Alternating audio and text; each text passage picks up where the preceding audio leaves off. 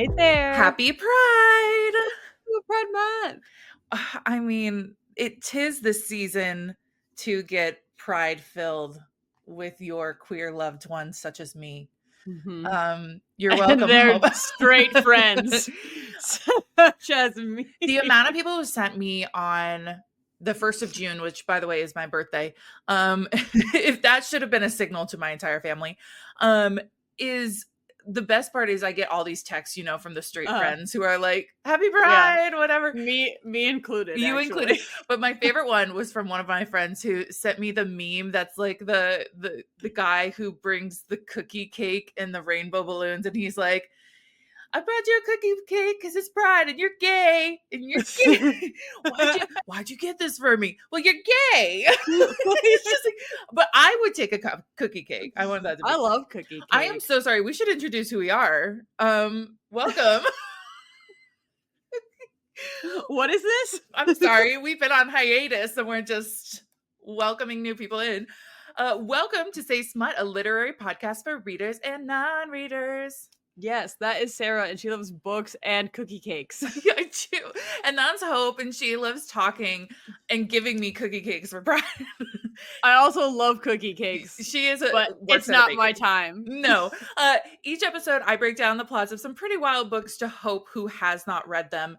Spoiler alert, this time she hasn't. Which I want to say that when you texted me during our hiatus and said that you read a smut book voluntarily without initiative from me to ask you to read it, I was so proud. So that is coming, everyone. Yes. Just like you should be this month, it's coming. And and every month. You should be doing that every month. Yeah, but especially if you're gay and especially if it's this month. But that will be coming down the line. We're so excited to be back. What have you been doing while we've been off? I'm working on buying a house. It's consuming all my time. Don't you just go and pick it up? Like, you just go pick it up from the store. The house store. And I said, I'll take one, please. I'll take one. Nice house. No problems with it, please. Yeah, it was not difficult. I'm kidding. No, but that's very, very exciting. Well, like, obviously Bridgerton came out. Yeah, that's something that you and I have been texting. I took off the Thursday that it came out. And this week is the second half. So I want your quick rapid fire thoughts of part one. Yes. What are my quick rapid fire thoughts? Very funny to see what was different from the book. Obviously I kind of knew going into it that we'd have some pretty big splits just based on knowledge I had from the previous seasons and then the book that we read together. Really eager to see how we play out the conflict of Penelope being revealed as Lady Whistledown to everybody, because in the book, when everybody finds out, no one seems all that upset about it. But it seems like people are going to be really angry in the show. Yeah, I've watched so many TikToks of people analyzing things, which, by the way, a couple of our TikToks, I don't want to say blew up because they didn't blow up, but people, they got traction enough that we have some new followers. And I want to say, if you are not following us, please follow us on Instagram and TikTok at Say Smut. At Say Smut podcast. You can find us there. We put up clips. We do little memeable things and fun things. Anyway, but one of the things that I saw people kind of upset about, first of all, people said that this season felt different. Like, it looked different. It felt different. And I agree with this. Mm-hmm. But the reason is because they have a new showrunner. Oh. And the showrunner currently used to be kind of the left, right hand person of the former showrunner. So they kind of knew the style, but it is a new style of doing it. Like, it's not a completely from scratch, but still a different, everything felt darker and smaller to me for some reason, like the scenes. Sure. I don't know. Maybe that's just me. But then the other thing people were pissed off about is, obviously, spoiler alert, if you don't want to hear spoilers from part one, skip ahead a few seconds. But we end the season part one with Colin asking Penelope to marry him. And a lot of people are pissed off about this because in the book, he at least knows she's Lady Whistledown before he proposes. So that's not a hurdle for them. He's pissed off about it, but it's not a hurdle for them. And obviously in season 3 part 1, he says, if I ever see who Lady Whistledown is, I'm gonna beat the shit out of her. He's so mad about it. I'll just off the top. It's I hate that woman, and no matter when or who I find out that she is, I'm gonna really lose my shit. Yeah, and also, you know, Francesca's story, I'm so happy. Mm-hmm. And also pre-sad, if you know, you know, about meeting John. Eloise, girl, help me. I mean, are we going to get a queer love story? Maybe. She's so queer coded. Happy Pride, Yeah. everybody. I don't know. There's so many thoughts. So many So thoughts. much going on, so much to I take in. I'm hear, excited. yeah, I hear it's going to be so raunchy though. I'm so Oh, excited. I hear that there's yay. like a full, like Nicola has like a full frontal moment. I don't know if it's frontal, but like a full naked moment because she literally was like, I wanted to clap back at the haters for body shaming me. And so I did as much nudity as possible, actually. And I'm like, Yeah. yeah, That girl, rules. Good goils. girls. Uh, oh my gosh. And then there's, okay, the Featherington sisters getting pregnant. The So whole scene funny. of when he inserts himself.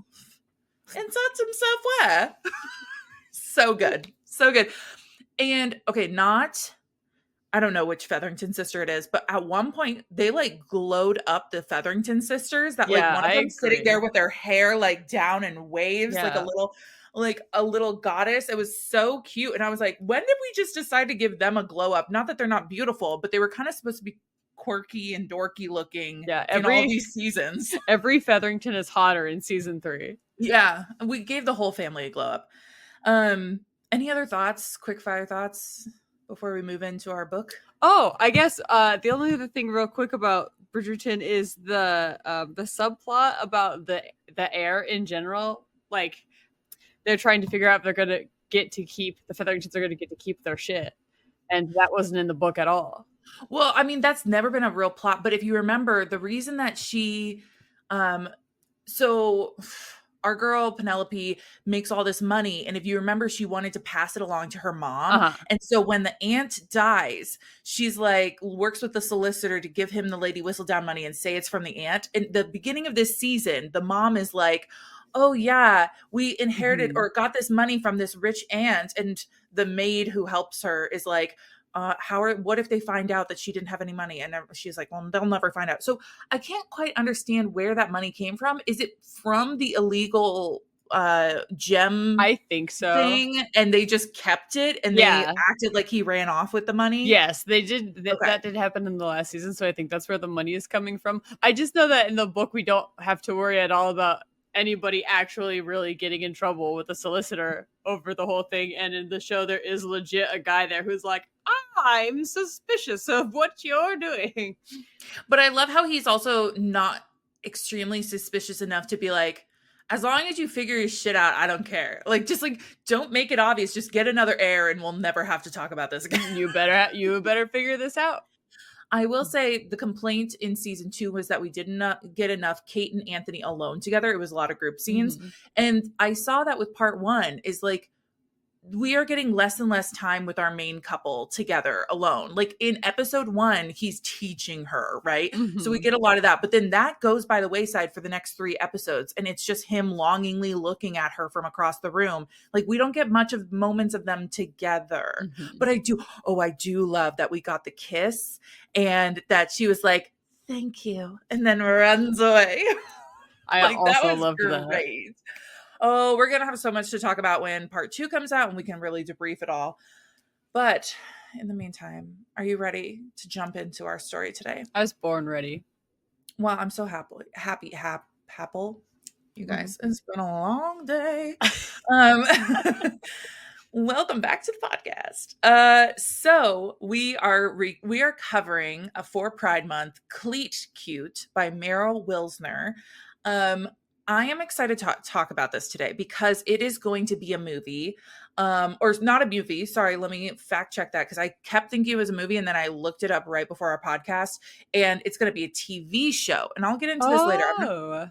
I'm not sure how they're going to make it a TV show or like a limited series or something. I don't know. We'll talk about that in a second. But Sue Bird and Megan Rapinoe, who are lovely lady couples that we love to see in what sport does Sue play? Sue is well, I think she might be retired. She played in the WNBA. That's what I thought. And then obviously Megan Rapinoe is a soccer player. And so this book is obviously a queer love story around soccer. And they are going to produce it into a show. And this is very cute because the book starts with a quote from Megan Rapinoe that says, quote, "You can't win a championship without gays on your team. It's pretty much never been done before, ever." That's science right there. Accurate. Love that. But let me tell you a little bit about Meryl. Meryl goes by they, them pronouns. And this is from their Goodreads profile. Meryl writes happily ever afters for queer folks who love women. They are the authors of Something to Talk About and Mistakes Were Made. They were born in Michigan and lived in Portland, Oregon, and Jackson, Mississippi before returning and settling in the Mitten State. Some of Meryl's favorite things include all 4 seasons, button-down shirts, the way giraffes run, and their wife. So all things we all excellent love. things. All 4 seasons, button-down shirts, the way giraffes run, and their wife. I'm so glad the wife made the list. That is so important. I'm going to disclose something right now. Go for it. When I initially read this a few weeks ago, I had a bitter taste in my mouth because I hated their other book, Mistakes Were Made. Mistakes Are Made, I'm just going to do a quick debrief, is about a woman who is in college. I want to say she's 21, 22, and hooks up with some hot older woman at a bar during Parents' Weekend. And it turns out it's one of her close friends' moms. And I don't mind an age gap. I love me an age gap. Give me a little sugar mommy, sugar daddy, sugar person, action. But this just felt like when you read their romance, it really felt like she had mommy issues and was projecting it. Like, I genuinely didn't know why these two people fell in love. It really just felt like they had the hots for each other and that was it. I didn't feel like an emotional connection between them. I didn't feel like whatever. So I had a bitter taste in my mouth because of that. And also I found the main characters to be really annoying. So while I didn't like Mistakes Were Made, I gave this a chance because Megan Rapinoe gave her stamp of approval for this. And I was like, if it's going to be a movie, I might as well watch or read it before I watch it. So going into this, I kind of had a bitter taste in my mouth and I was really trying not to let that, shudder how I felt about this. Sure. So on Storygraph, it has a 3.85. Not on bad. Goodreads, a 3.79. That's pretty average for me. I think that's a good threshold for a rom-com. Sure. So I give it a 3.5. And I think it was like, I listened to the audiobook in like 2 days while I was doing a bunch of things around the house, doing a bunch of errands. So like, I don't know. It was a good fluffy read, and I'll get into this. But are you ready to get into our book? I'm ready. Okay, wonderful. I will start with a question for you. Okay. Have you ever had a phone call like change your life for the better? I mean, probably. Probably. Like, I imagine the first time my husband called me, probably. Like, I don't specifically remember that, but I imagine that would count. Almost any phone call where someone has told me I've gotten a job, I would say probably counts. Yeah, I remember almost every place I was. Actually, I have a video. A friend took a video of me when I got my current job, which was like a great job. And so, but like big phone calls, where you're waiting for news about something. So our book starts with one of our 2 main characters, Phoebe, receiving a life-changing phone call from the U.S. women's national soccer team. Okay. Ooh. She kind of thinks it's a joke. So she kind of says, shut the fuck up. And she realizes it's not a joke and was like, I'm so sorry, ma'am. I did not mean to say that. And here's what you need to know about Phoebe. She has been drafted to play soccer in New Orleans for like a local team, right? But the U.S. team is asking her to come to training camp ahead of her first season, just for a couple weeks, just to practice with the national team. It's a very big deal, but it doesn't mean she's like on the national team. It's just like we think you're great. Let's try you out a little bit. Okay. Nice. So now let's introduce our second main character, Grace. What you need to know about Grace is she's a child prodigy in the soccer world. She's been like professionally playing since she was a teen. Now she's in her mid to late 20s. She's super serious, strict, disciplined personalities. Mm-hmm. The personalities of these two women are really pivotal to the story here. I would say that the characterization is more important than the plot, because I'll get into why the plot isn't very heavy. But we all know that person who's like a little too serious, a little too strict, like cannot take a joke. Mm-hmm. But she is on the USA team, but she's also captain of the local team in New Orleans. Oh, okay. I see. So I know you can imagine this personality. Mm-hmm. So you can imagine that Grace doesn't take too well to the fact that the newbie coming to camp arrives late on the very first day. Oh no, get it together, Phoebe. Phoebe comes bursting through the doors, still like putting up her hair, like running in while the welcome speeches are being made and like people are sitting around in the locker room or like the gym, right? This is an audio medium, but I'm shaking my head. Thank you. I appreciate it. Phoebe is like one of those girls, and I'm going to tell her personality now. It's one of those girls who never stops talking. But it's not out of nervousness or anything. She's got like so much confidence and she's a super flirt, but she will chat. And I think even later in the book, they talk about how like she loves to flirt in a way that is funny, but a little annoying, like a little endearingly annoying, right? And her brain is kind of everywhere. And we'll talk a little more about that later, but she's sporadic, she's kind of, so here we have opposites. Opposites attract. Certainly. So a little bit later on, Phoebe and Grace are kind of scoping each other out from a distance. And Grace is like, kind of fixated on being annoyed by her. But later on, the teammates are kind of poking fun with Grace and being like, so what do you think about the newbie? Your fangirl, like the girl who, like your little stalker and like the little girl who's obsessed with you. And she's like, what are you talking about? And then they show a video of Phoebe at a press conference when she got like onto the team and she's gushing about Grace, saying, it's going to be like amazing to work with my idol. Like, how did I even get this lucky? Like, how is this my life? Like, et cetera, et cetera. And Grace doesn't love this, but at least she's like, you know what? This could mean that when I get to, can you hear that rumbling? No. Okay. Because, my neighbor decided to move a bunch of stuff at one time and there's just like this big rumbling. Anyway, hilarious. Not important. Me pulling a Phoebe and just my mind going 5 million places. But she says, I don't love this, that I have another fangirl, because this is a child prodigy girl. Like, you know what I mean? Like she's had fans. She is Megan Rapinoe. You know what I mean? Like, so she's like, oh God, here's another one. But maybe I can use her love for me to make her fall in line. Like as captain, like I'll make her get on time. I'll make her focus. The next day, the second day of camp, Phoebe comes barreling in again. She's not necessarily late, but she is a clusterfuck. Sure. Like she is a mess, right? Aren't we all? Yes. So Grace pulls her aside and like tries to get her to understand, you need to come early. Like on time is late. And Phoebe is like, oh, I'm so sorry. Like, I'm not really great with time. Like, I'm just not great at time management. I'm like always late. Like, I try and set alarms. And she's like going off. And Grace says, like, I don't need your excuses. Like, I need you to show up on time. And even though Grace is kind of sharp with her, Phoebe kind of has this reaction of like bounce back attitude. So it just rolls off of her. Like, she'll be snarky and she'll just be like, well, okay. Like, I don't care that you just snapped at me. Meanwhile, I'd be like, are you mad at me? I would be crumpled to the ground in anxiety. Yeah. My need for approval would just like take over. Oh man.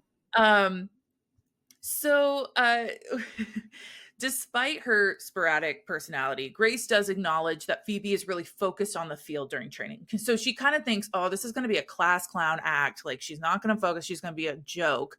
And turns out she's actually super disciplined on the field.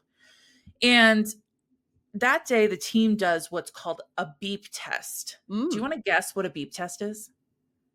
I'm gonna give you a hint that it has to, like, it's a training thing that has to do with running. Is it like starting and stopping on a beep of some kind to see how well you can like I don't know, both freeze and accelerate. Yeah, it's just like a game of red light, green light. Yeah. Like It's red light, green light, but for sports.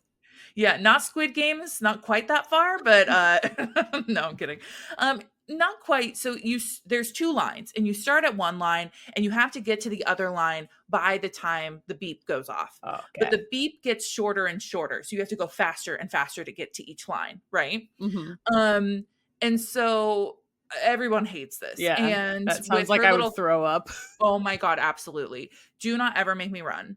But Grace has won the last 3 years. You obviously get out. If you can't reach the line, you get out, and more people get out, and then whoever is left standing wins. And Grace has won the last 3 years. And of course, Phoebe has her confidence and it's like, I've got this in the bag. And and so everybody's kind of poking fun at these two. And so they decide to create a bet. All right. Sure.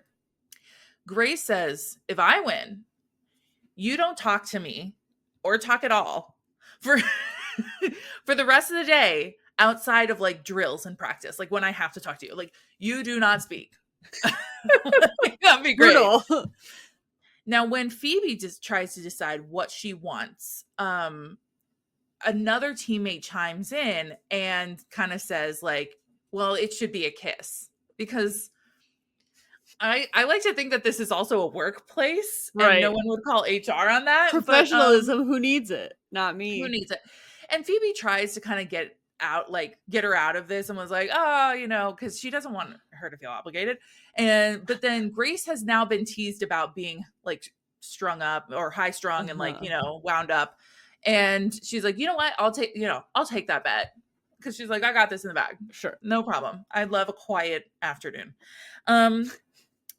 I'm also going to say right now that this is also an awkward moment, because while Phoebe is totally out as a queer woman, Grace, it's like the worst kept secret that she's queer. Like everyone knows, but it's not super public. Yeah. You know what I'm saying? Yeah. So it is kind of an awkward moment of like, am I going to kiss a straight girl? I was like, I don't know about this. Also, like, since this is also being discussed so publicly, like, this weird. You know what I mean? Again, at a work, I guess technically it's not at a workplace, since technically Phoebe's not necessarily on USA. Yes. I don't know if that really makes it better or worse. Yeah, I don't know. But a shock to no one, Phoebe wins. She does vomit. I wondered if one of the two of them would, because it sounds like this test would make me throw up.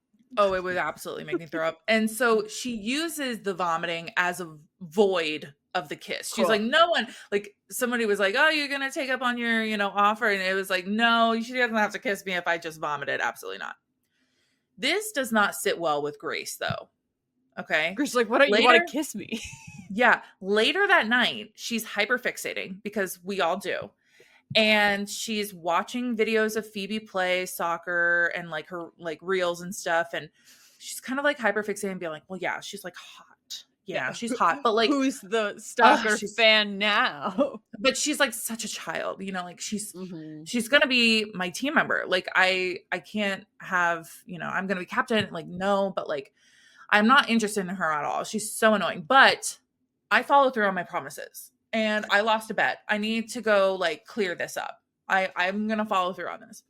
So she goes and seeks out Phoebe. I think they're staying in like a hotel for this camp or something. But she like goes to her room and she's like, I'm pretty much calling on my losses, right? Like, let's just do this. Let's get this over. And there's so much sexual tension, obviously. Right. And Grace is like not thrilled about being physically attracted to Phoebe and her like arrogance. Okay. That's fair. So Grace is like anxiously waiting there and being like, all right, let's do this. And Phoebe's like, okay. And then she's like, all right, whenever you're ready. It's one of those where it's like, no, you go. No, you go.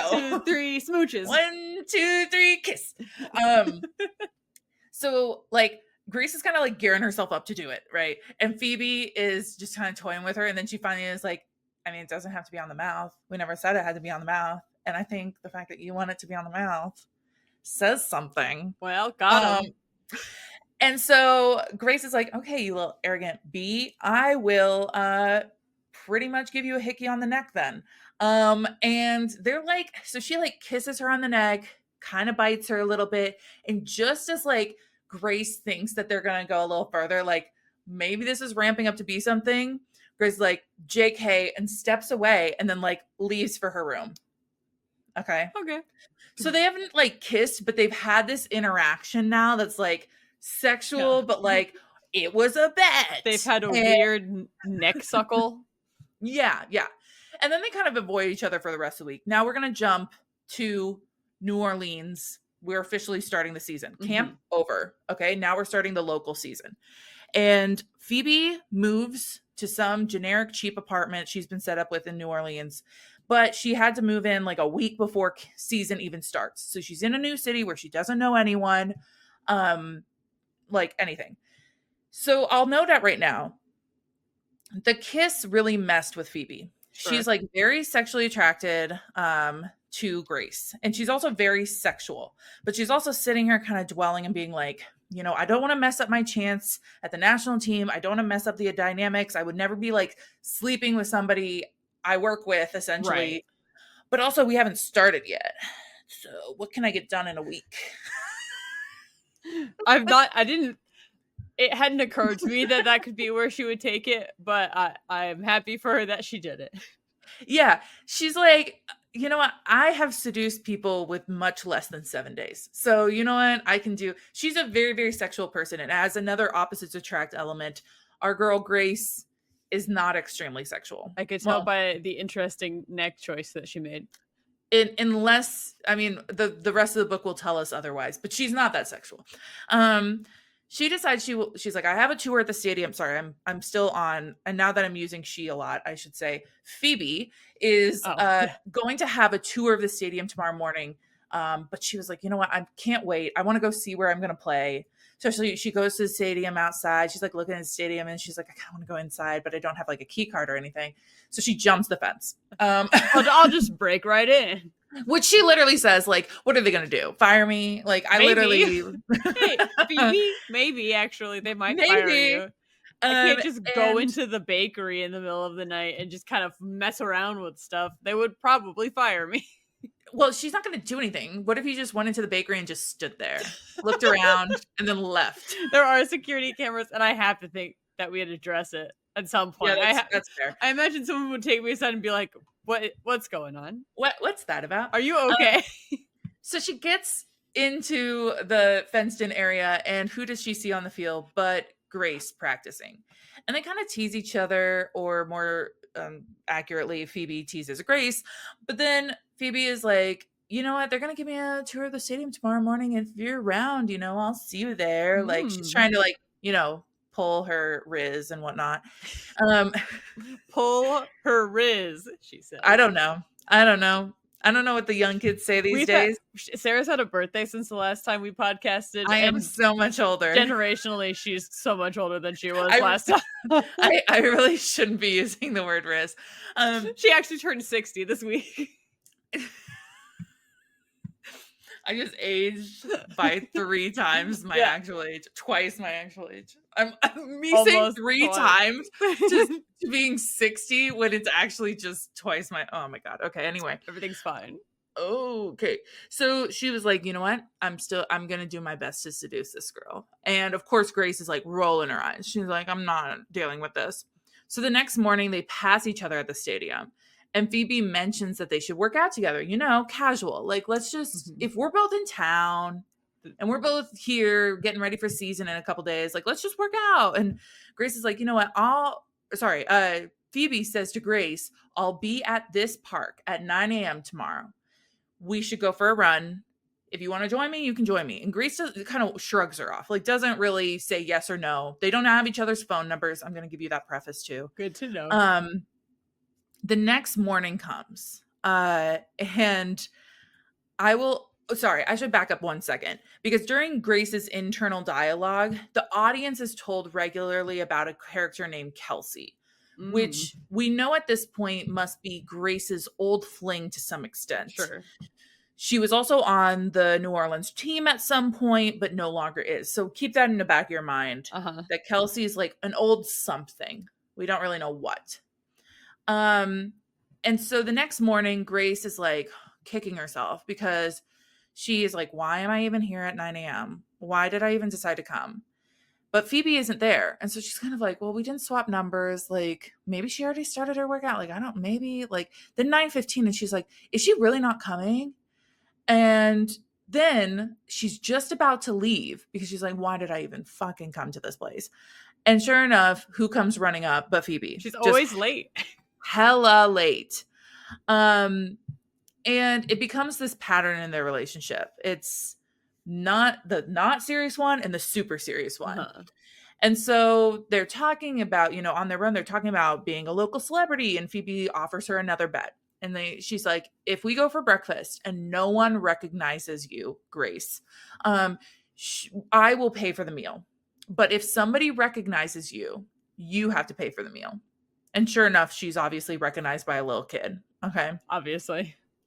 And of course, she's the serious girl, so she's also super private, right? We talked about her sexuality being really private as well. And so this is kind of becomes the dynamic. So I'm just trying to like show you their dynamic because we'll get into this, but like there's not a heavy plot here. There's little plot lines. So they're getting to know each other, but Grace kind of shuts Phoebe down at one point saying like, well, I'm not going to put in a good word for you or anything like that. And like, it's really sudden because like all Phoebe has been doing at this point is asking Grace questions about herself, like, or about the team, just being like, so like, what do you love about New Orleans? Like, what do you like doing here? Like, I want you to show me around. And Grace just like shuts down at one point. And Phoebe's like, look, don't get me wrong. Like, I want to get better at soccer, but like, I also want to get to make friends. Yeah. I like and she straight up says like, you're super hot, but I also think you're fun to hang out with, which I'm also thinking as the reader, no, she's not. I was going to say she's specifically unfun to hang out with, but I'm proud of you for telling her she's hot to her face. In what circumstances has she been fun so far? Because I have not figured, other than the neck kissing, I can't figure it out. I don't know. Maybe this is fun for some people. I don't know. Okay.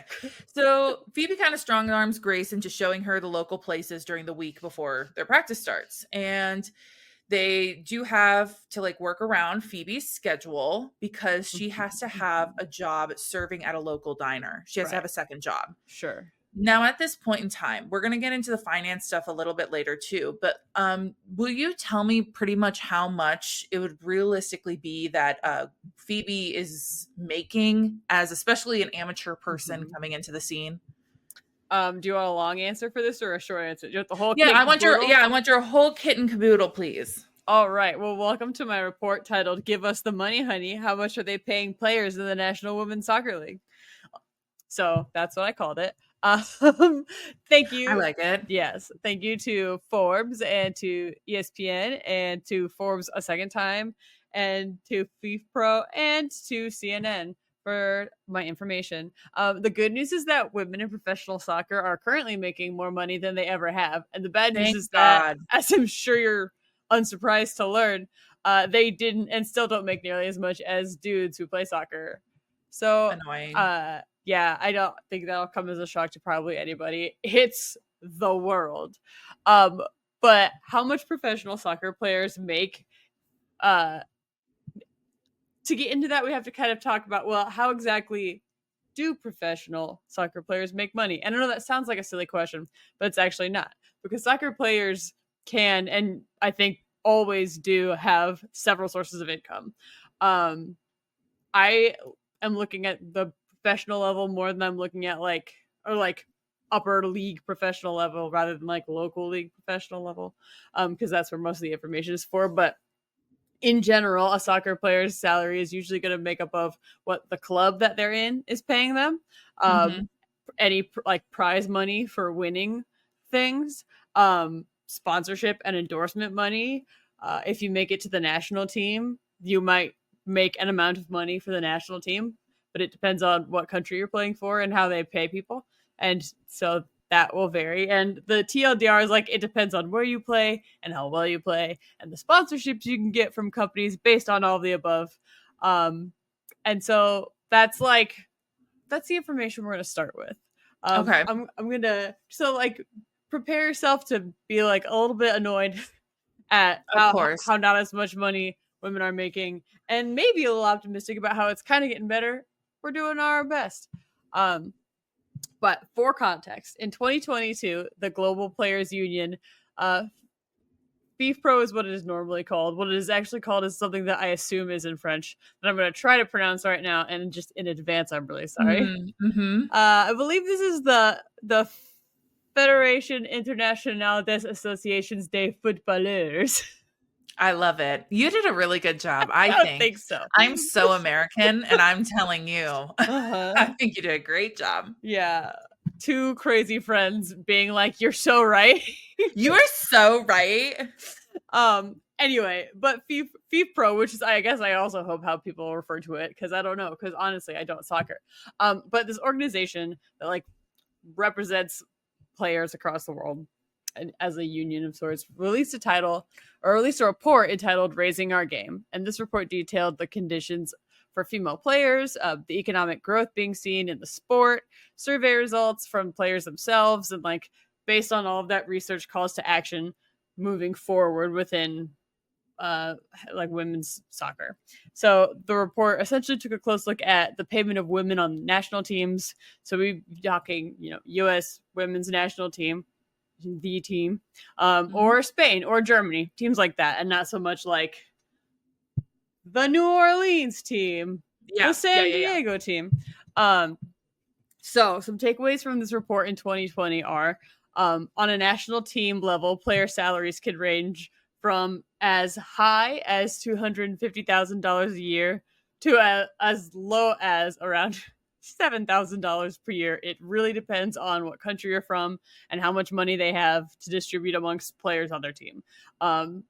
In America, I can't, I guess, for sure say that it's equal amounts of money for every player on the team, but the team as a whole has a lot more financial backing behind them than, say, I don't know, a team from a very small country who doesn't have as much money and backing behind them.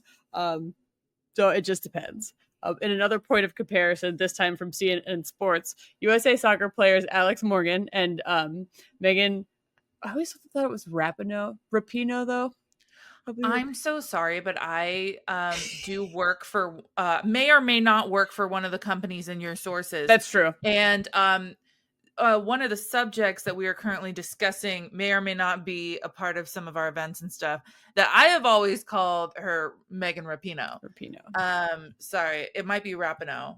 Is that what you said? We're all sorry, because I'm not sure which one it is. I only want to do this with respect, so I'm Please so sorry. Please don't listen to our podcast. Megan, I'm asking you, please don't listen. We're sorry. We didn't put in enough work. I'm so sorry. Okay, sorry. Anyway, we'll just call her Megan. Our friends Megan and also Alex Morgan each earned around $8.7 million compared to Cristiano Ronaldo's $136 million. No, it's so disgusting, because as I mentioned, I do work or may or may not work, I should say, for one of those companies. And when we do valuations, it is so interesting. We just did a valuation about like the like richest, I don't want to say richest, but like the highest paid athletes and whatnot, and there's no women on the list. Unsurprising. And they are so far behind, and a lot of that's been I feel like we keep on having these moments that you and I can look back on, and our audience can probably remember, of like times it was so obvious, the discrepancies. Yeah. Like when the women's soccer team literally won. Yep. Literally won so hard. Won the most. And like we all kind of realized how little they get. Yep. And then there was that one time, was it the NCAA tournament and the weight room? Oh yeah, like remember that? If I remember correctly, this was around the COVID times, and it was like for the men's tournament in lockdown, all the teams had like ample amenities for athletes, and for the women it was like not. It was like, yeah, it was at some tournament though. Like it was at a tournament. I think it was March Madness. I think it was NCAA. Yeah. And then like the women only got a couple of weights, and like one bench press area. Yeah. It was like, what? And then obviously we are so aware of Caitlin Clark because one of us went to Iowa State and one of us went to Iowa. And I won't say, who made the right choice there. Because one of them has, I believe, not missed a single game, including Caitlin Clark, from approximately the start of this year's March Madness through like right now in her WNBA career, but I won't say which one. I won't say who it is. Either way, we're both proud of her. And but I think everybody's kind of realizing when we found out that like her contract, something along the lines of like $70,000, and like the fact that I kind of at my job I'm making at a baseline more than Caitlin Clark is kind of baffling. Yeah.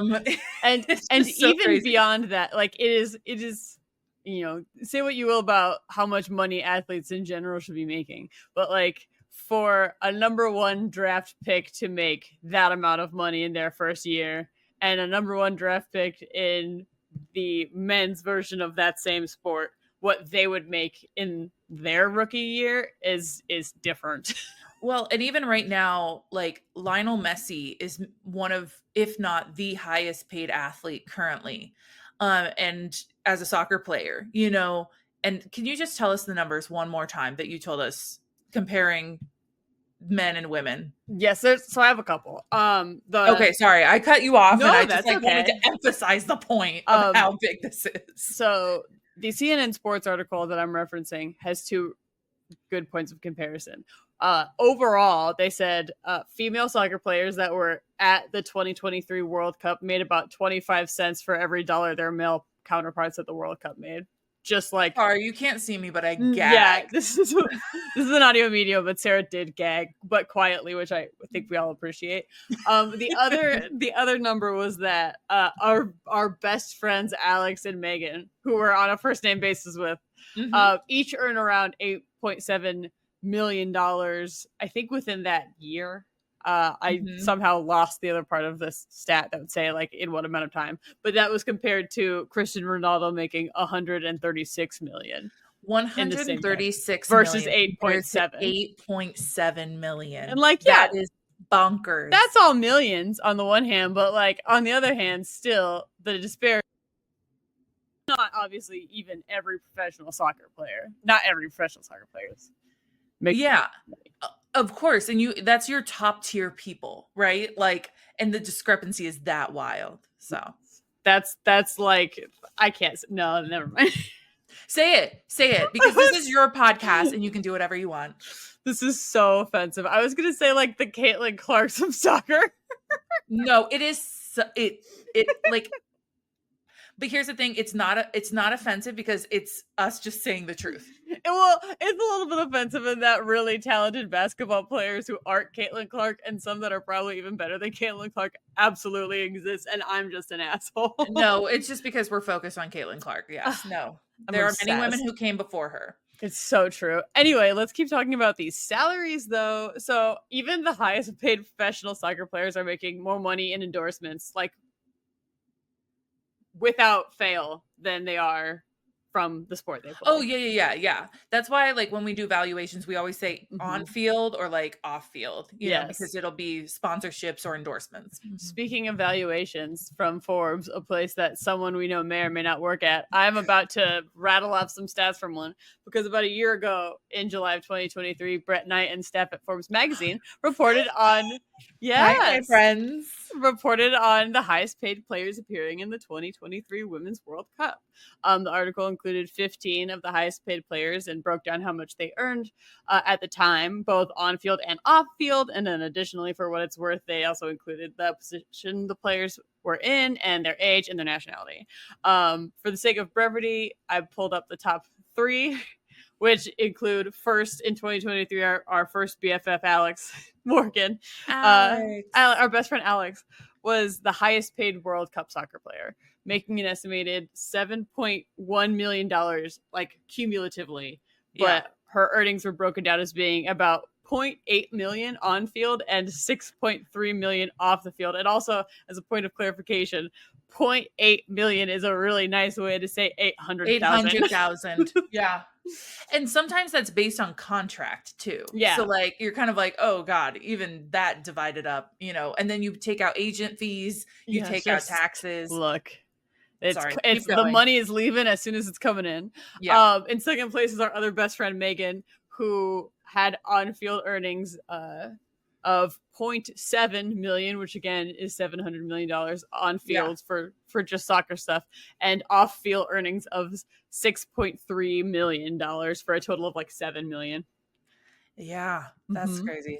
And And then then who's third? the third highest player in the 2023 Women's World Cup was Alexia Putellas. I'm not actually sure how her last name is pronounced, and for that I'm very sorry. But she also made about $800,000 playing soccer, and when not soccering, she made an additional $3.2 million in outside endeavors. Yeah. Mm-hmm. And this has been obviously a problem for forever, and women have been advocating for equal pay and treatment for forever because we've always been here, and please make it stop. Mm-hmm. That FIFPro report that I talked about earlier in 2016 noted a couple of different instances of advocacy among professional soccer players where ladies have been trying so dang hard to just get any more amount of money. So like in 2016, the U.S. women's national team filed wage discrimination actions against the U.S. Soccer Federation, and more prominently, I would say even in 2019, all of the players on the U.S. women's national team filed a class action lawsuit against the U.S. Soccer Federation for unequal pay and treatment. And this lawsuit ended up being settled for $24 million total. And then according to an ESPN article, that broke down into like the players received a lump sum of $22 million. And then the U.S. Soccer Federation had an additional $2 million that they put into an account for the team that helps the team with or the players with their charitable efforts and post-career ventures. And then players on the team could apply for money up to like $50,000 from that fund. Interesting. And that was kind of the outcome of this big class action lawsuit settlement. That feels like a drop in the bucket when you start spreading it Yeah, out. I think that they also included like some methods of improving things down the line within that lawsuit. And it's not about the money. Like at that point, you just want, I mean, like, obviously there's a pay discrepancy, so it is about money, but it's like you want to see action so that this doesn't continue. Right. I mean, at the very least, you want all of the women on all of the teams to be able to have a livable wage. Oh, yeah. Like bare minimum. But things are on the up and up, slow as they may be. So salaries remain in flux in 2024.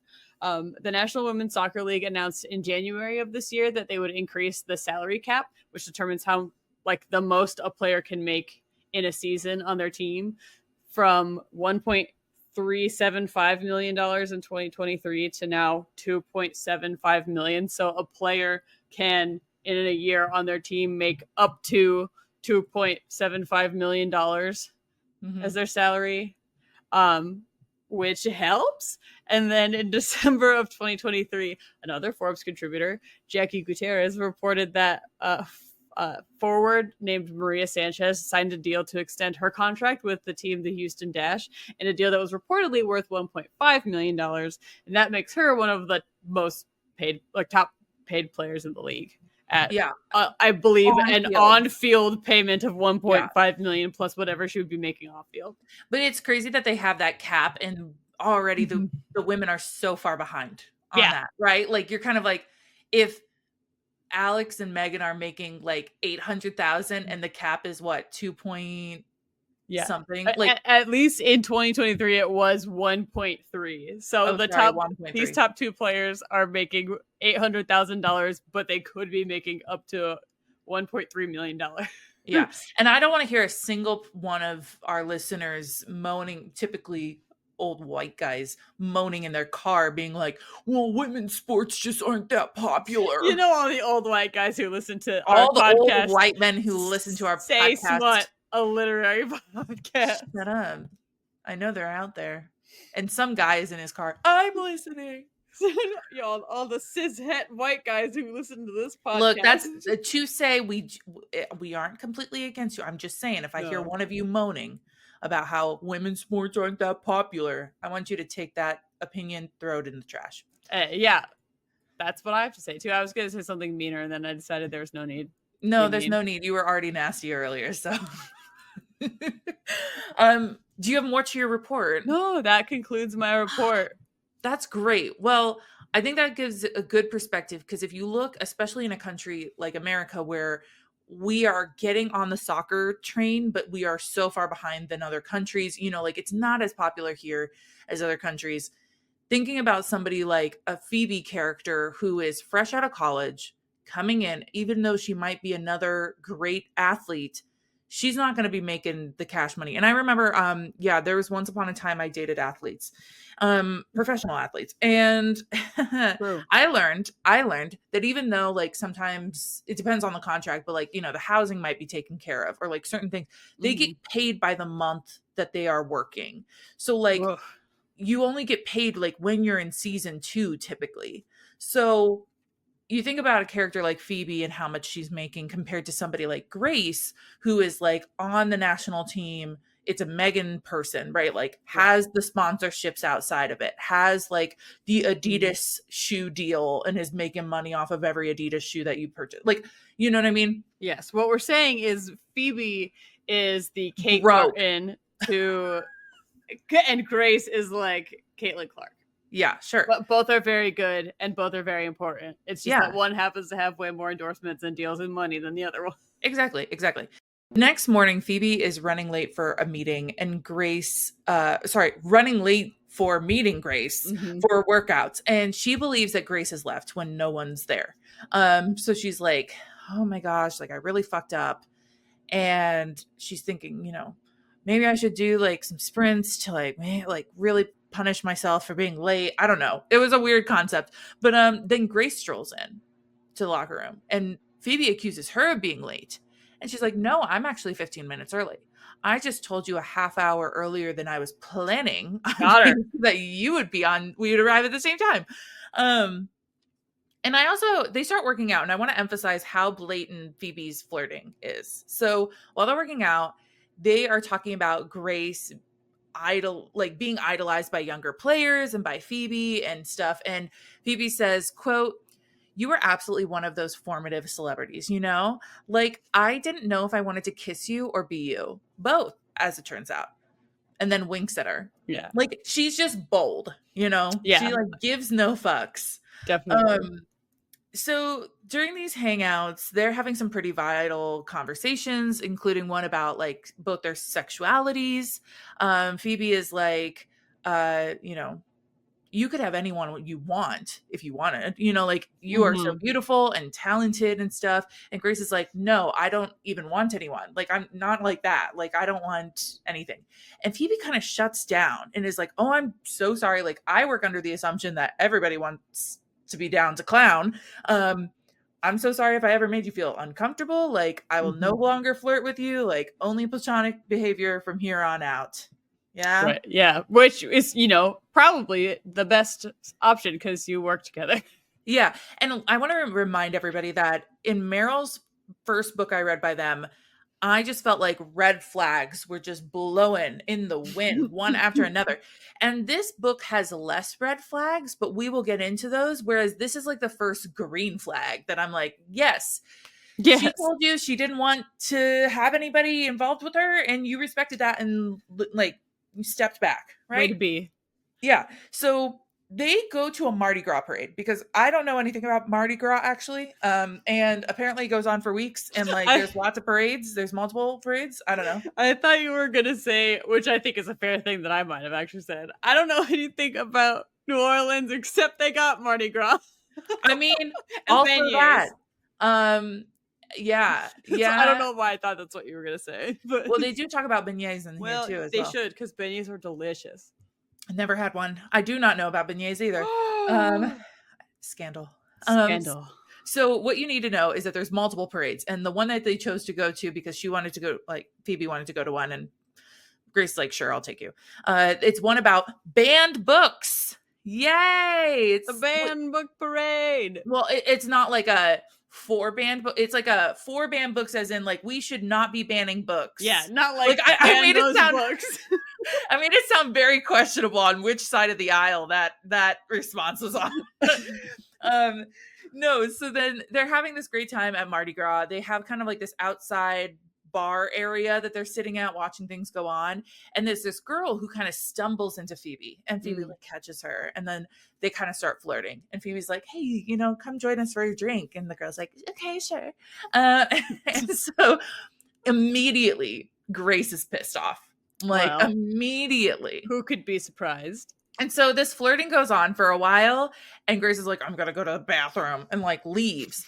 And the woman makes a move on Phoebe, and Phoebe kind of is like, oh, I'm sorry, we've both been drinking, and like, I don't really feel like right now is the right time. And the woman gets really upset and is like, so you've been leading me on? Like, I've been sitting here talking to you, and you've been leading me on. And she's like, I'm sorry, I didn't mean to like, and she's like, you wasted my afternoon. And then like walks away. But the point is, Grace didn't see this interaction. And when she comes back, she's like, where did that girl go? And Phoebe's like, oh, I got her number. We're going to talk later. Like completely like rolls it off like as if it was a not bad thing. Interesting. Happened.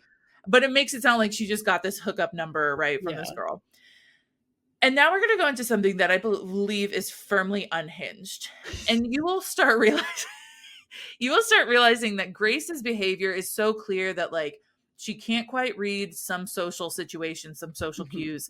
She's a little like I said, she's an overthinker. She's super serious in a lot of ways, so she doesn't pick up on a lot of things. So I don't want to judge too harshly, but I do think it is absolutely one of the most unhinged parts of this book. And that is that Grace is like dwelling on the woman with Phoebe from the bar, and is like festering, like it's festering in her, like how upset she is about it, but we're not quite sure what she's upset about. And she's like, I'm gonna go confront Phoebe at work. And I'm like, fascinating. I'm gonna go confront Phoebe at her diner job, at her cafe job. And it's made is clear to us is that like maybe it's because she feels like she's being used for her celebrity status.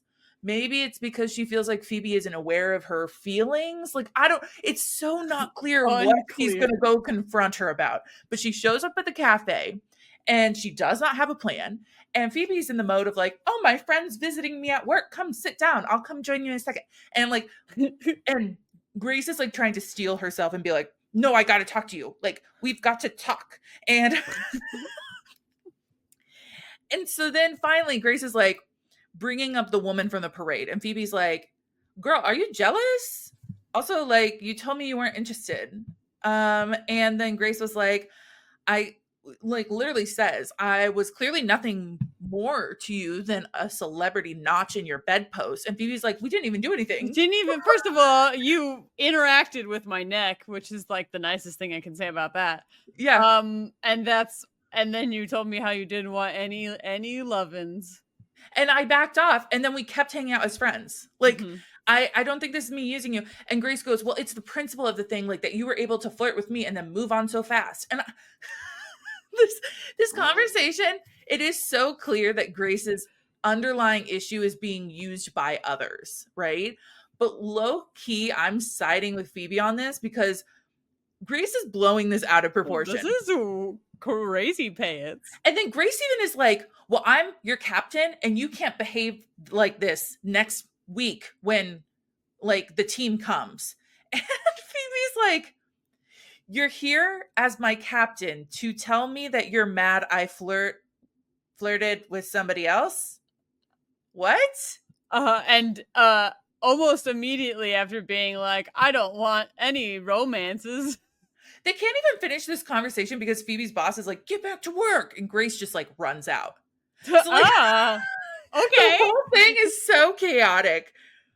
I want like, and at the end of it, like I said, Phoebe's one of those people that everything kind of just rolls off of her. So while she found this to be like kind of stupid, she was also kind of flirting with her through it. Like, you're jealous. Just say you're jealous. It's okay to tell me you have a crush on me. Like, you can't seriously be here as my captain saying you're mad that I flirted with somebody. That's the craziest thing I've ever heard. Instead, later, Phoebe texts Grace. Okay, Phoebe texts Grace, quote, I am like a dog who needs to go on a run around the dog park sometimes or I get restless. Except instead of a dog park, it's a soccer field. You want to kick the ball around? And then they just meet up at the soccer field and don't talk about it and then play soccer. Yeah. I find that to be equally unhinged. No. And the rest of the book is going to be them avoiding their problems the entire time. Well, that's So, relatable, but okay, you know how on teams, like any athletic teams, everybody is known for that one thing. Like Susie always brings an extra pair of socks, or like Lauren will bring the speaker to play music. Like you all kind of have something you can turn to this person for. I don't think I've been on enough teams to know that for long enough, but I believe you that it's true. Okay, that's fine. I was in cheerleading and we all had our things. I was in band. I was also in band, less so that environment though. But Grace is known for like braiding everyone's hair. Okay. Mm-hmm. So she does like tell Phoebe, hey, if you arrive to the first day of practice on time or early, actually, I will braid your hair. Fascinating. Okay. I guess that's going to work. And so they're like, agreed. And they kind of have like this pact that's like, okay, we're going to ignore what happened at the diner. And we're going to braid arrive hair early and braid hair. And we're going to be friends. Let's go to the locker room and clean up. Braid hair and don't care about our problems. And I'm going to let you know right now, they go back to that locker room and they clean up.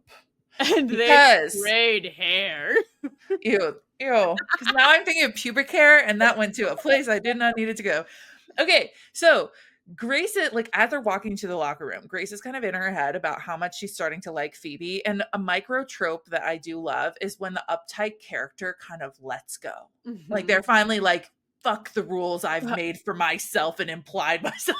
Yeah, I can be young, wild, and free. Yes. So she just throws it all out the window and starts getting up against Phoebe, like on a bench in the locker room. And Phoebe's like, I thought we weren't going to talk about it. And Grace is like, who's talking? And then Mac time. They're just macking out. And then they are going on it, like on a bench in the locker room, hands involved. At first I was like, I'm always weird about when there are mouths involved with sexual intercourse when people have been sweating and working out. It always weirds me out a little bit. I have a hard time not being self-conscious, just like in general. Okay. Of Phoebe and Grace, who do you think is going to top? I mean, it's hard not to answer this based on I think assumptions and stereotypes. Okay. One would generally assume that the person who is more out, well, I would assume that the person who is like more sexually involved might be more liable to top for their experience. But let's not forget Grace is a control freak. That's true. And also it might be less intimidating to switch. Hard, but I think. Declare one. My gut said Grace, and like it was just going to be a surprise. It is Phoebe. She tops Grace so hard. Like they do it on the bench, and then they do it in the shower. And while both of them have been satisfied by the end of the scene multiple times, I will say that the top winner goes to Phoebe. I'm just like, the dirty talk is so heavy. She's like, I'm actually going to give you so many orgasms, you're not going to be able to walk later. Wow. But we have to play soccer. Yeah. But I will say that while they're maneuvering in the shower, it is clear to Phoebe that Grace has a hip injury and that she has not been honest about it. Because, they do all the checkouts and stuff before season starts. Yeah. So like, she's clearly not been honest about it. And Phoebe says she isn't going to sleep with Grace again until she tells the trainer. And of course, Grace is like, well, you're not that tempting. Like, I can go without sex with you. You know what I mean? Like, she's like, I'm not that desperate. She is. I'm going to let you know right now. The team comes the next day and we kind of start seeing a different dynamic with the girls because they're now out of that little bubble that they've had for the last week. So this is where I'll go on a bit of a tangent and say that the book is filled with a lot of fluff from here on out. It's very unclear of what the cycle of the story is reaching towards. Sure. Like, I guess you could say it's Grace's injury, or it's like Phoebe hoping to make the national team, but like them as a couple, other than their personalities being opposites, like there's no clear story arc. Typically in a book, you'll be like, okay, here's the apex of the, story. Like, this is what we're reaching towards. And this is so unclear of what that is. Right. Interesting. So they keep on having these small struggles, like they're doing an exploration one night and Grace just kind of assumes like, well, we'll go to dinner, right? And Phoebe's a little weird about it. And it's because Phoebe doesn't have the money to be going out to nice restaurants all the time. And there's a huge financial deficit between them. And she points that out and is like, you just assume that people have the same money that you do. And we don't. Like, I'm trying to save up for my siblings' top surgery. I'm trying to save up, you know, and budget my money.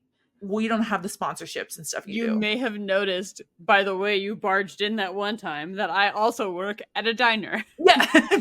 You may note that I actually don't do that for fun. No, it's not for fun, because she's like doing overnight shifts before she goes to practice the next morning. It's like gross. Anyway, I do love this quote because like while they're getting to know each other, they talk about queer labels. And Phoebe says, lesbian is important to me. The world acts like it's a porn category, not an identity. It took me a while to realize it wasn't. I want other girls like me to know it's a beautiful word. I love that. Oh, that is it's very beautiful. Cute. But like, you know, then it becomes clear that, you know, Grace came out to her family because her younger sibling was going to come out as pan. And she was like, you know what, I'll do it first and it'll be easier than when you do it. And like their parents were great about it. And like, it was a big deal, but like, you know, they kind of share their stories. Right. But we get to conflict number 1 of multiple conflicts in this book, which is so stupid. Which is that Phoebe is really tired from working and practice and everything. And the trainer kind of pulls her and is like, you look awful. And Phoebe's like, I know, I'm tired. And Grace has already lectured me about it. And the trainer is like, well, Grace is right. And then Phoebe's like, drops this bomb. Well, Grace should be worried about her hip. All right. Can you see the explosion coming? Yeah. The trainer like doubles down on the hip comment, and Phoebe's like tries to backtrack and is like, no, I didn't mean it. Just forget that I said anything. And the trainer's like, no, it's literally my job not to forget that, actually. What on earth? But the damage is done. And the trainer takes Grace off the field for 3 to 6 weeks. Obviously, Grace is distraught.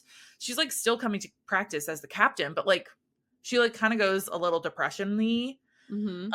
Meanwhile, like Grace and Phoebe are just gonna keep hooking up.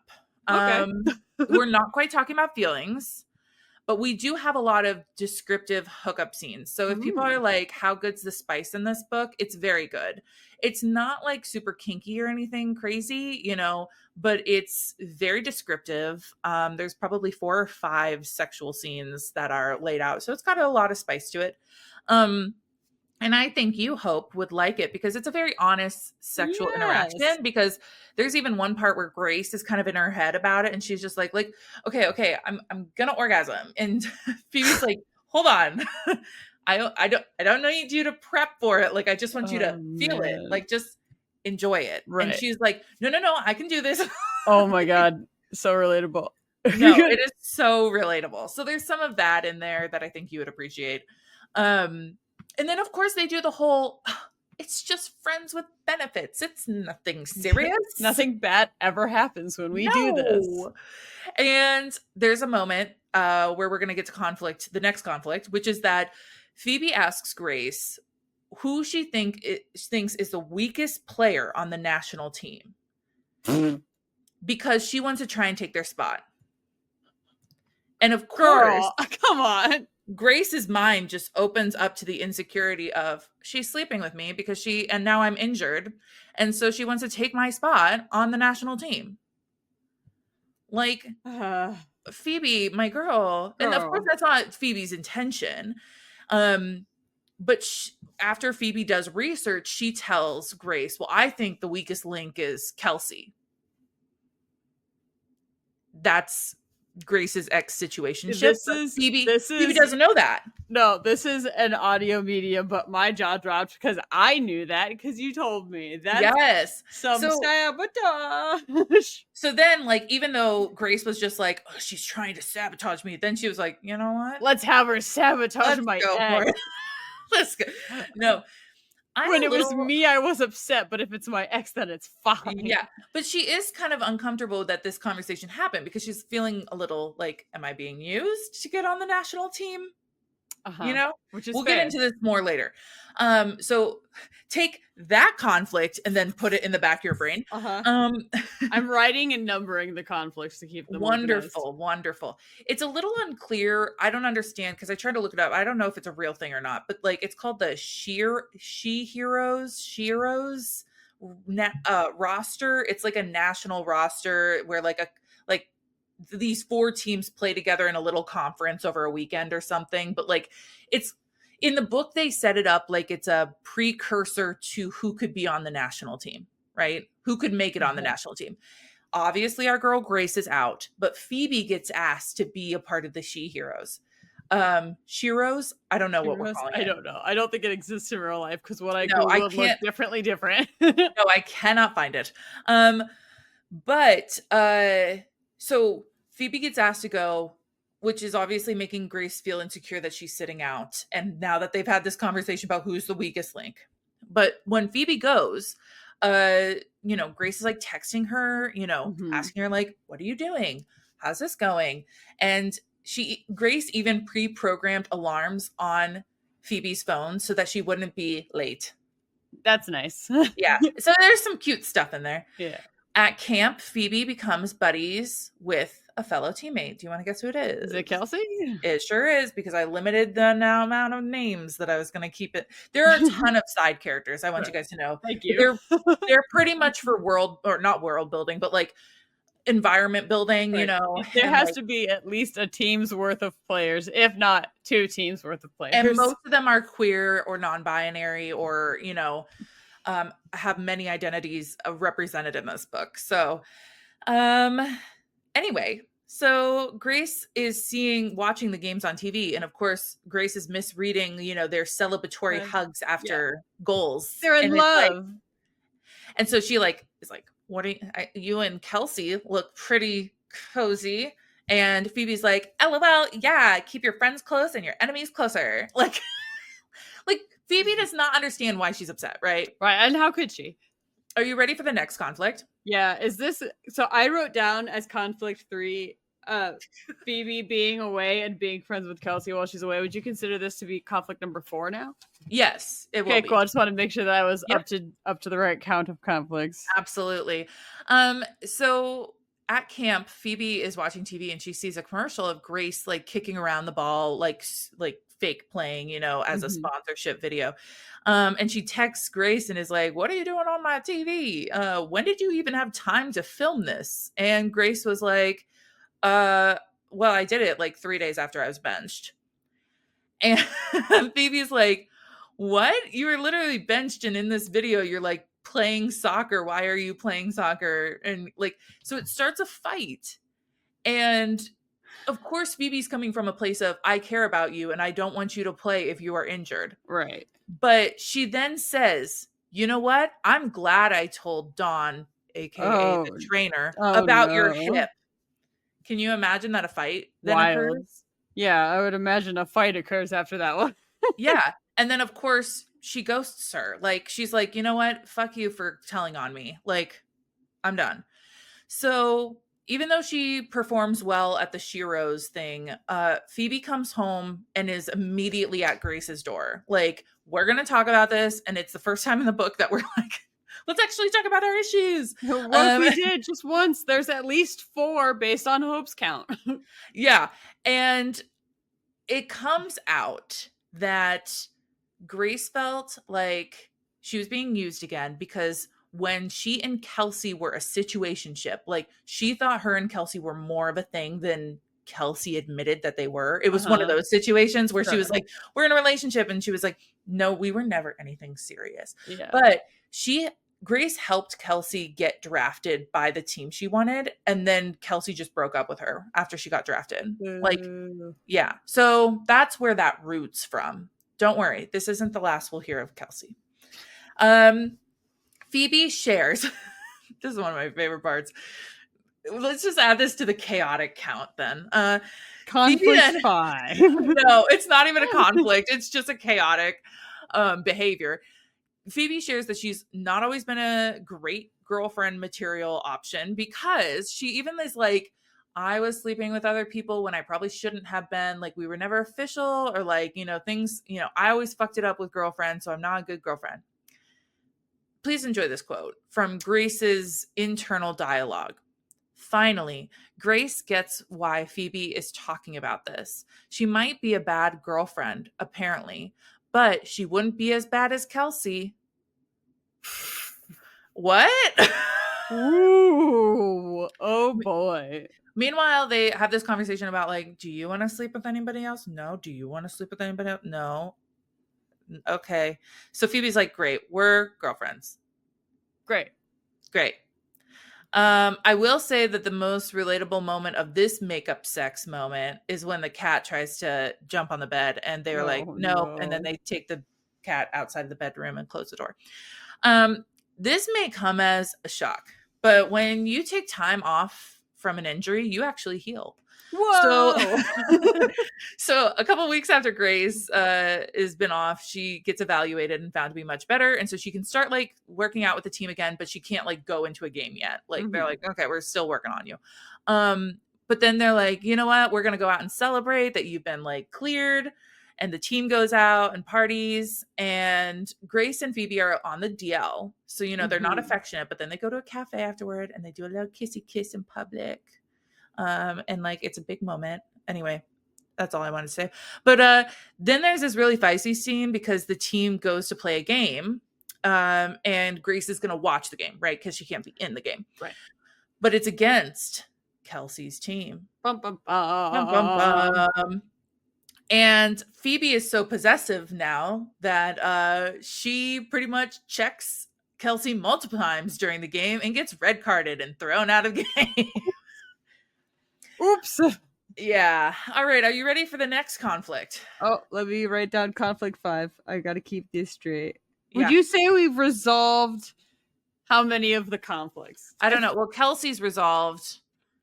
I don't know what else. Okay, so hold on. Conflict 1. Phoebe is tired and grumpy. Is tired and grumpy.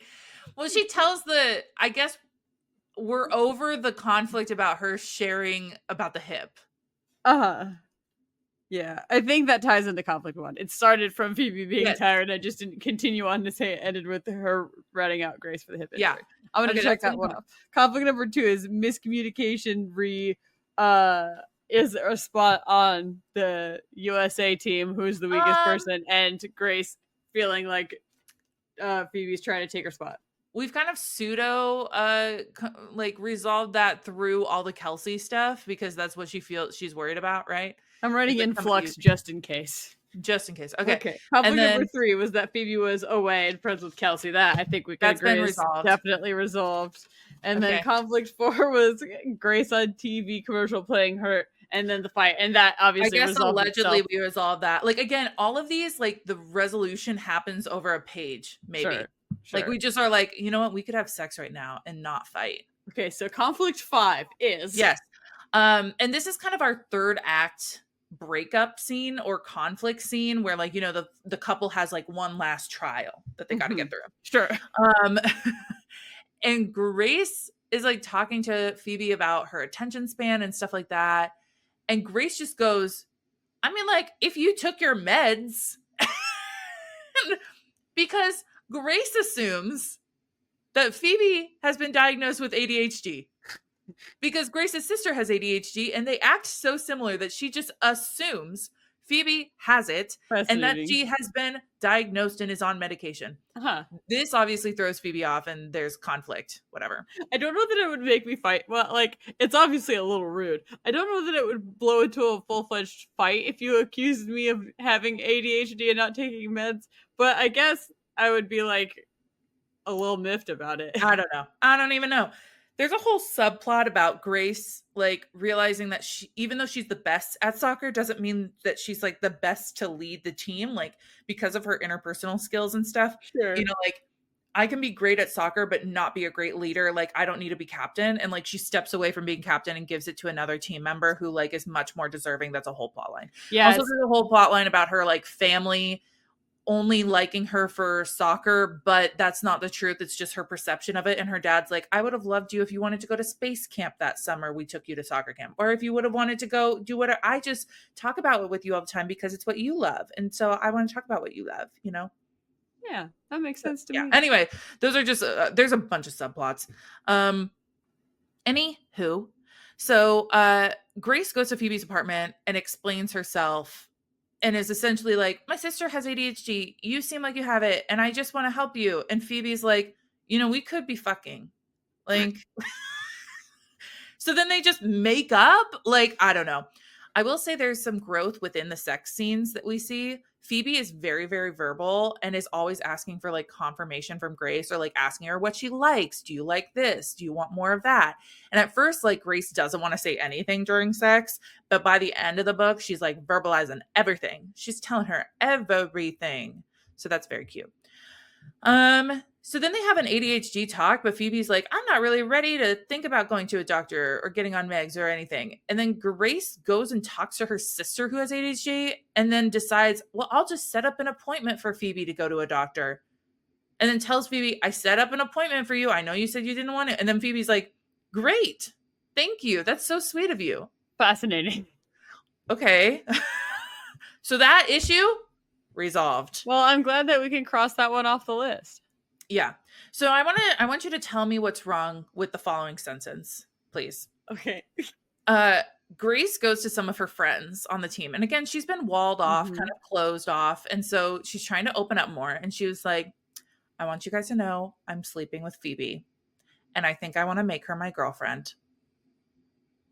What's wrong with that, Hope? Yeah, what's wrong with that is that technically, based on your explanation, they already decided to be girlfriends. But did they? Because I said that Phoebe is excited that they're girlfriends. Oh, you caught me on a technicality there. You caught me on a technicality there, Sarah.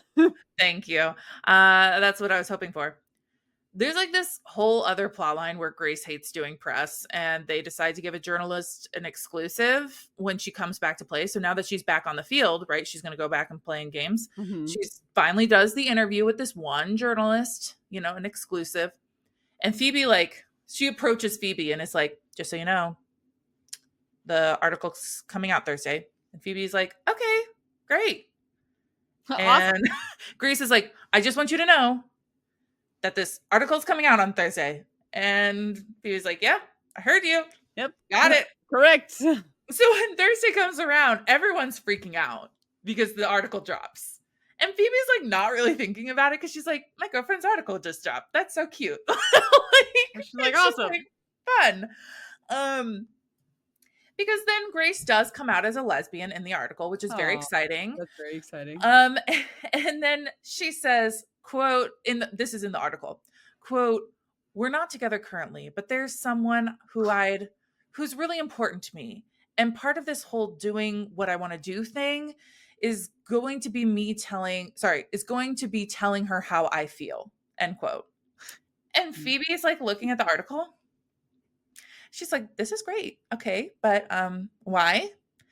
And Grace gives this massive multiple paragraph long declaration of her feelings, like nervously telling her. And Phoebe's like, that is so nice, but we've been dating for months. I'm pretty sure we've been dating this whole time. She's like, I literally told you I loved you last week.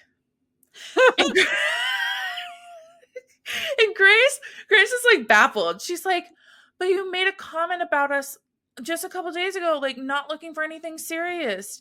And Phoebe's like, yeah, that was a joke. Oh no. She's like, I literally multiple weeks ago, I asked you if you wanted to sleep with anybody else. And Grace was like, I thought that had to do with STIs. Like, and then they just kiss each other and they're like, I guess we're girlfriends. And I guess we're still girlfriends. I bet they had different anniversary dates mentally. Anyways, after some very cute declarations of love, that is how we end our story. How do you feel? That last scene reminds me of somebody I dated who we kissed once, and then a month later he was like, we've been dating for a month, and I was like, oh. Thanks. And I didn't disagree, but I don't know that I was technically on that page until that Wow. moment. I was like, I guess. How long ago was this? This happened when I was going into college. Oh, wow. The truth comes out how many years later? It's like, 14 years later. I mean, I don't think I've ever been like, I didn't realize we were dating because no one ever asked anyone to be anyone else's person. I don't know. It's not important. I don't That's what it reminds me of. I know it's stupid to be like 28 or late 20s, but like I just had this conversation with one of our friends a couple of weeks ago where I was like, well, are you guys like boyfriend, girlfriend? And I'm like, I know that sounds stupid, but to me, like saying you're exclusive in the sense of like, we are exclusively not sleeping with other people is different from saying we are in a committed relationship and are working towards something serious. Right. Not a, hey, I'm not sleeping with anybody else, I'm just sleeping with you. Like that's a different conversation in my mind. Sure. Or they can be the same conversation, but like I think the seriousness of the emotional aspect is different. So anyway, what did you think of our story? I thought it was Cleat cute. That's what I thought. Cleat cute. I enjoyed it. Let's do diversity. This has a lot of diversity to it. Oh yeah, never mind. Sorry, a lot of the side characters are also extremely diverse. We've got a lot of couples in the within the team. True. We've got, I believe, one teammate is non-binary. There's just a lot of representation. There's a lot of discussion about queer culture and queer women in sports. So I just think it does a really great job of talking about identity and stuff like that. But love it. Yeah. I'll say that as the queer person on this podcast. Would you like to say anything? I'd say that sounds pretty diverse. Is what I guess I'll say as the straight person on this podcast. I don't know. I don't know if that matters what I have to say about it. Let's get into our scores. Yes. I am going to give Plot a 2.5. I was going to give it a generous 3. See, okay, you agree with me though. No, I agree. Although I did, for the bit of our podcast, enjoy writing each conflict and then confirming that each conflict was resolved. It's not like gripping. It doesn't have to be. It could just be the interactions that they're having. That's fine. It's more character based than it is, which if you have story graph, that's a question that they'll ask you is like, is the story more character or plot driven? You know? That makes sense. Okay. So then the smut, I'm giving a 5 because we had like a generous, like 4 or 5 scenes written completely out, like lots of description. Yeah. And lots of realistic sex. So yes, I'm here for that too. I'm also going to give it a 5 because I was impressed by the smut count. Yeah. And then in our doc, we obviously have our beautiful cover. Will you give it a description? It's so cute. It's so cute, and you'll have to tell me who is what character if you know, or who you think. Phoebe is the redhead. Okay, and then Grace. Our girl Grace is. Oh, I should have known because her hair is braided. Well, here I'll explain it to you. So, background image giving honestly sort of like a sunsetty vibe. We're on a soccer field. There's a goal. There's like oranges and pinky purples and yellows all up in the sky, and it says "Cleat cute" in big words. That are purple, and then under it says nothing sexier than playing hard, and we have both of our players, Phoebe and Grace. Grace on the left wearing a purple number 11 jersey for their Nolans team. Grace has her hair in a long braid, which is why I should have known it was Grace, because we all know she'll braid your hair if you just show up to practice on time. Yeah, and just show up to practice on time and she'll braid your hair or fuck you in a locker room. I'll take either or possibly both. And then next to her is Phoebe, and Phoebe has red hair and like a little purple headband, and she's in her jersey, and she's number 17, and her sock says a novel on it. Yeah, I don't know why the novel has to be on her sock. Her sock, like it's her team name. Honestly, kind of fun. And then it's written by our good friend Meryl Wilsner. Yeah. And I will say that the colors are of the lesbian flag. Yes. And both of them come out as lesbian. So like I think that's fun that they incorporated the lesbian flag colors in the cover. Yes. So what are you gonna give our cover then? I'm gonna give it a cute 4. I also gave it a 4. Yay. So my total comes out to 76% and 0.6666, and yours comes out to 80%. So we're about on the same level. Nice. Yeah. What's your say smut moment from the pod? My say smut isn't actually smut related because the That's smut is fine. pretty solid. My say smut was going to a person's place of work to confront them about something that Absolutely. you have no grounds to actually confront them for. That's crazy pants.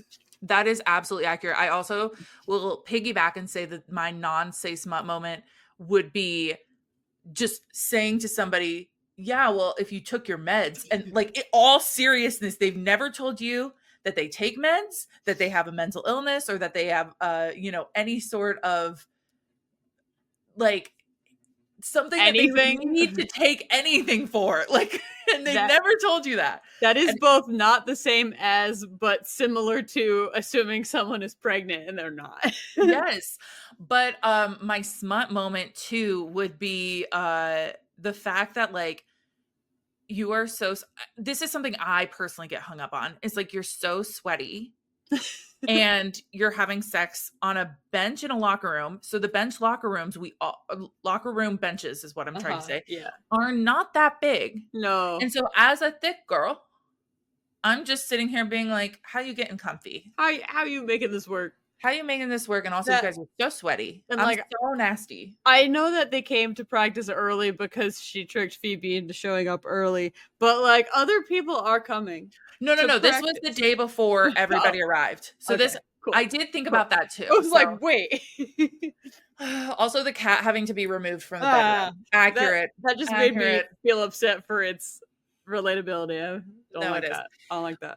Well, thank you so much for joining us. You can find us if you so choose on TikTok or Instagram at Say Smut Podcast. Additionally, we'd love to hear your book recommendations. Send those our way via email at saysmutpodcast@gmail.com and pop us a rating or review on the podcast platform of your choosing. We know a lot of you are on Spotify, but if you are on Apple Podcasts, any other podcast forum, please feel free to drop us, some reviews. Yeah.